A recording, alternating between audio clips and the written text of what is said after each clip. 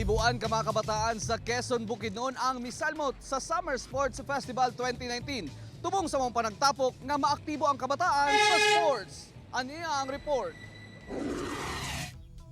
Libuan ka mga kabatanunan gikan sa 31 ka barangay sa Quezon, Bukidnon ang misalmot sa ikaupat ka tuig nga Summer Sports Festival.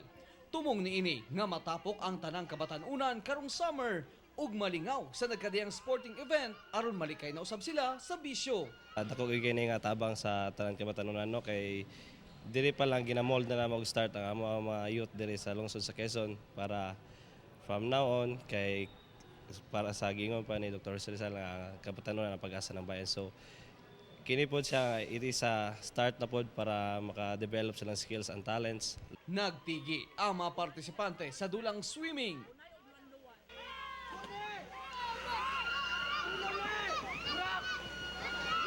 Masaya kasi nag-enjoy kasi kami kapag may ganito.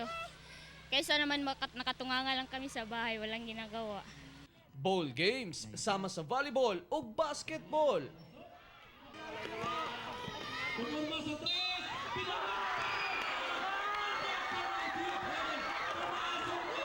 Gawas ni ana, duna usay laro ng lahi aron ipahinumdum usab sa mga kabatanunan karon kung unsa ang mga karaang dula kaniadto.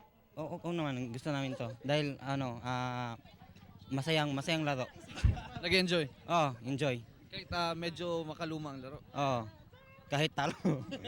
Ang Summer Sports Festival, tinuig nga aktibidad sa maong lungsod nga gipangunahan sa aktibong kabatanunan sa Quezon kon ako sa pakig-alayon sa Pambayang Federasyon ng Sangguniang Kabataan ng Quezon. Amo ning panikamutan nga tuloy-tuloy na gyud ni because it is the 4th year naman sa celebration namo sa kanang Sports Fest gani wala pa man ang iski ani nga part until now nga masidaghan na pagyud tungod sa nanay iski. Kauban si Leo Arcajes sa kamera. Ako, si Real Soroche para sa One Mindanao.